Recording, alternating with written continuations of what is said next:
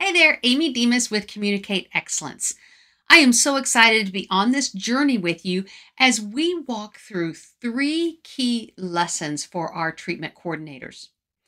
On this lesson, we're going to talk about the exam flow. I say that in a traditional new patient exam, there are 5 components, and we are going to go through all 5 of them. What I want us to do is identify what happens in there. What is the goal within each one? And how do we transition to the next part of the flow? Today on Communication Timely Tips.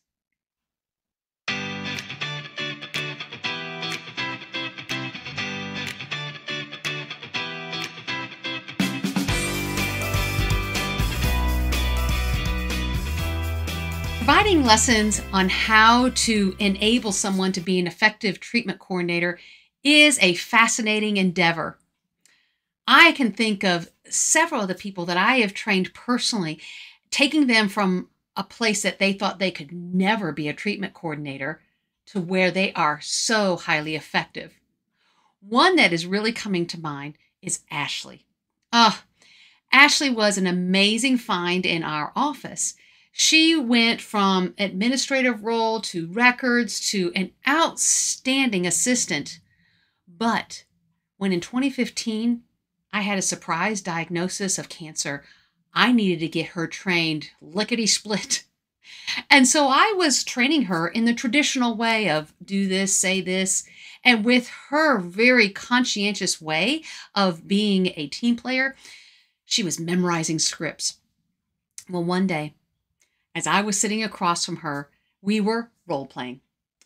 And I knew she knew all the lines, but I wanted to see if she could think on her feet. And I gave her a humdinger of a line that wasn't common, but could come up in a variation. And all of a sudden, it was like deer in the headlights.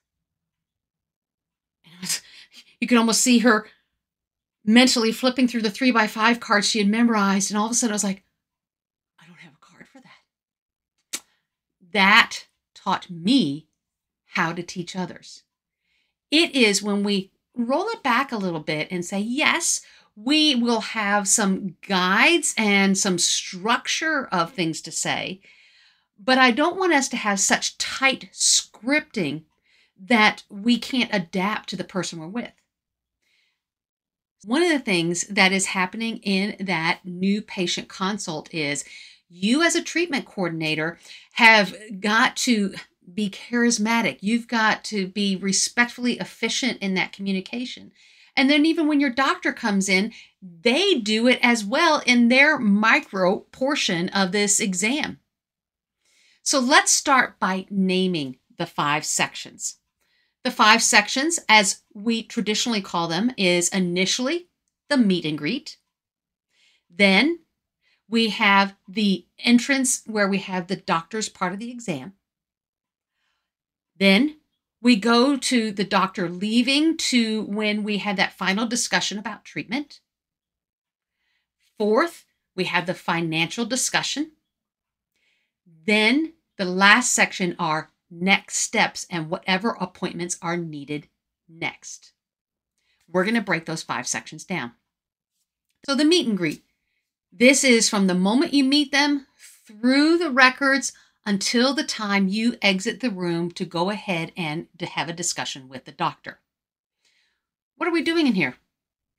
I want you to not only get to know them a bit, but I want you to learn of how open they are to either treatment modalities or are there any hurdles that are in the way. I also want you to get an indication of how open are they to dialogue. So make sure you take a moment to chat before you jump right into business. The more we know and like somebody, it helps us to begin to trust somebody. Think of it this way. I want you to go watch the lesson on being respectfully effective in communication. It is where we combine politeness, which Vanessa Van Edwards calls warmth, with competence in where you're providing guidance and guiding. Vanessa Van Edwards says this is being a charismatic communicator. I say it's being respectfully effective. So take time to first demonstrate that warmth, that politeness, get to know them, chat a little bit before you jump right into business.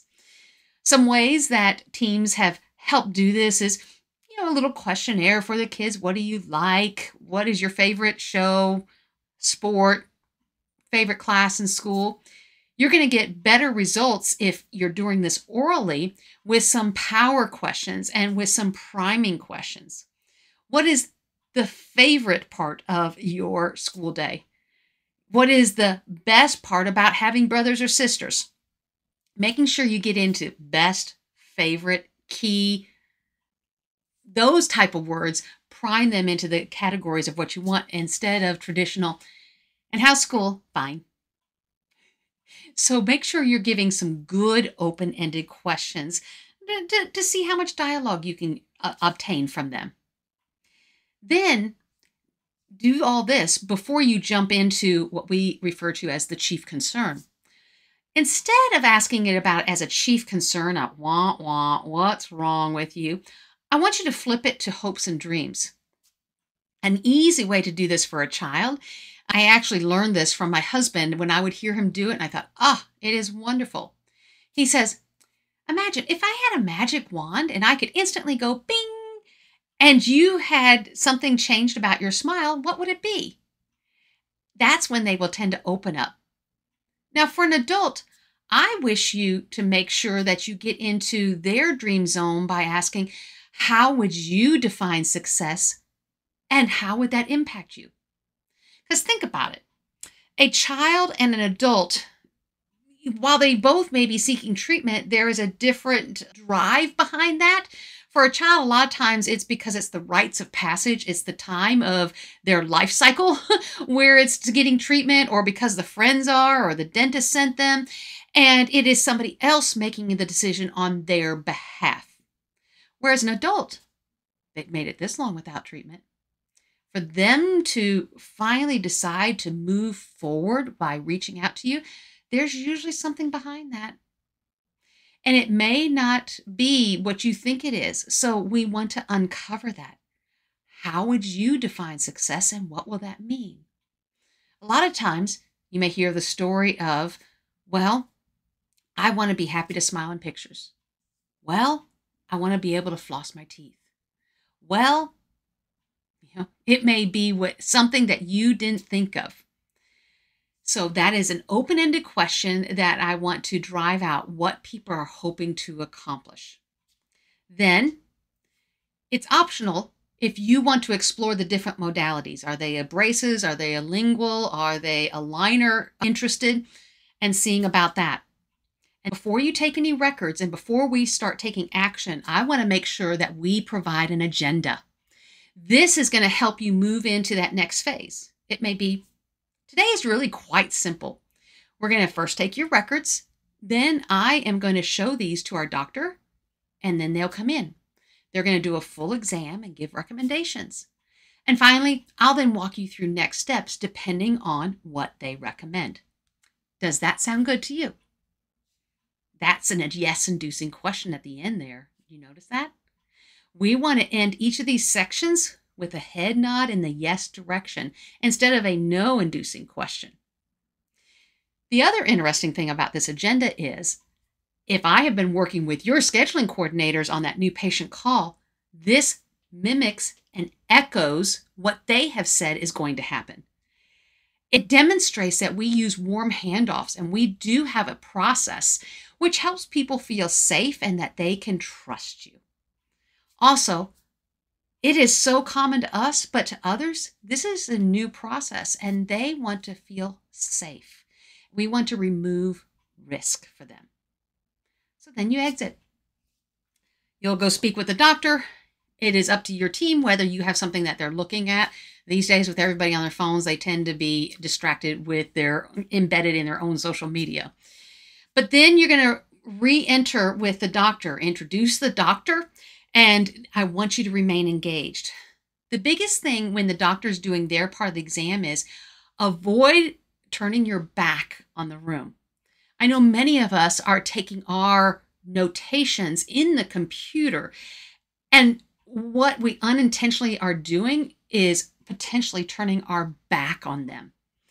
I need you to remain engaged.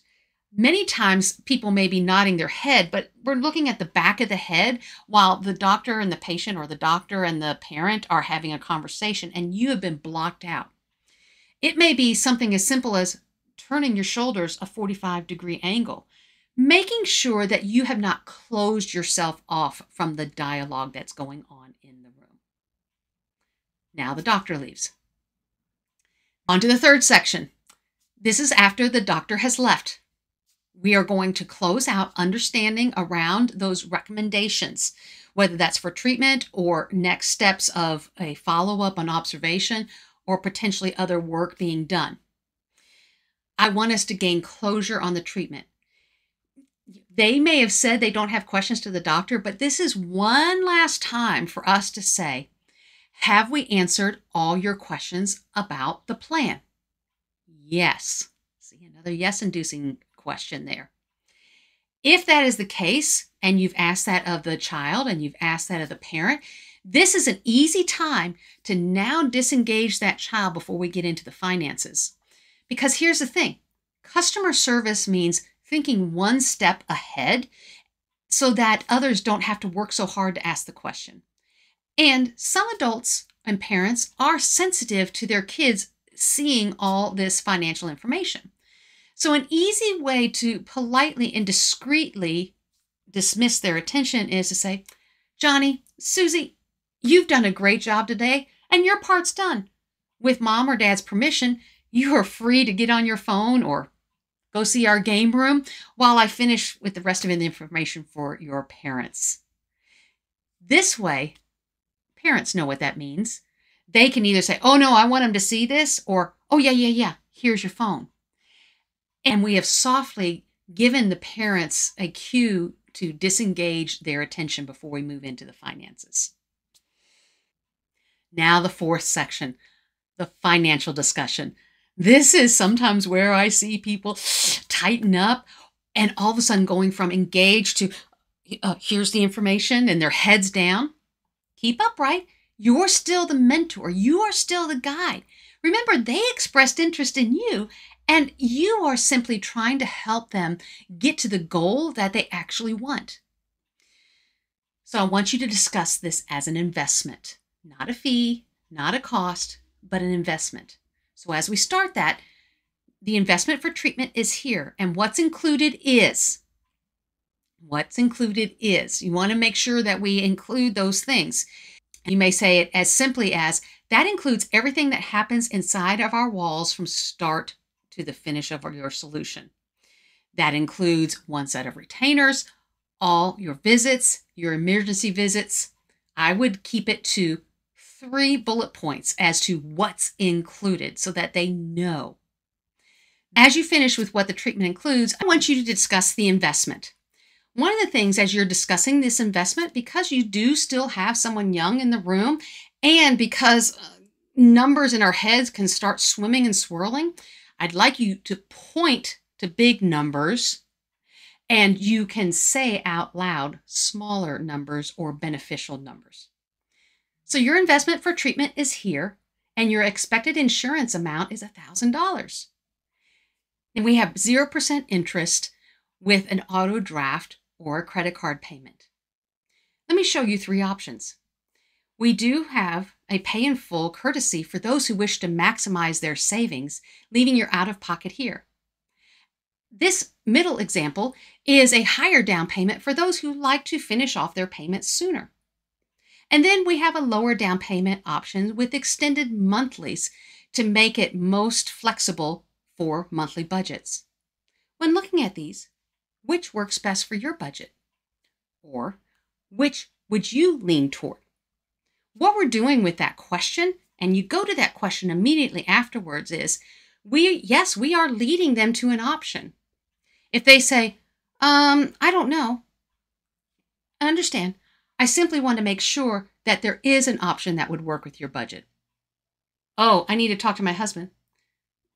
I understand. I want to make sure when looking at these, is there something that they would find acceptable. What we're doing here is we want to make sure that something is viable here and making it known that we have flexibility. I know a slider does that, but I want to make sure that we demonstrate and make sure that we have now closed out the money questions, just like we closed out the treatment questions. We don't want to introduce new variables until we have solidly closed out the one we are on. As we move to the fifth section, which is the next steps discussion, we are turning to the calendar to make an appointment. If for observation, that's usually quite easy to make that next appointment out in the future.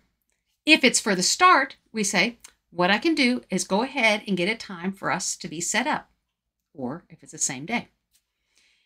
If there is a little balk and they say, well, I have to go home and think about it, I say, I completely understand. I am more than happy to go ahead and put an appointment down a week or so in the advance, giving you the best option of day and time for you.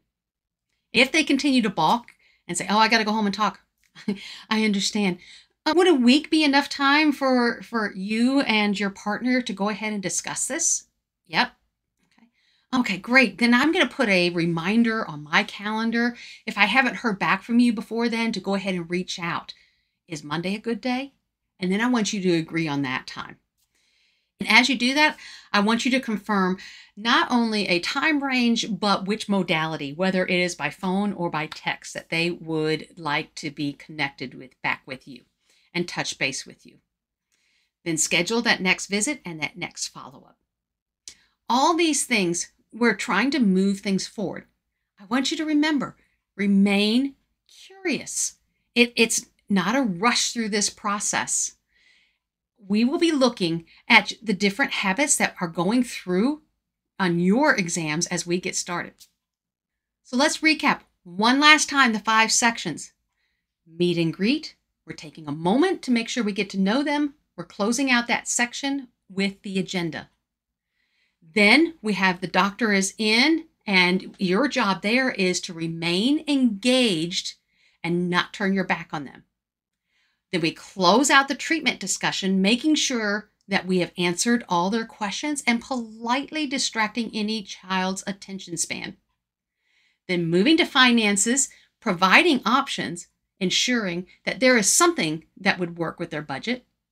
And the final section, the next steps discussion, making sure that we close it out with some type of appointment, whether that is observation, a start, or a follow-up.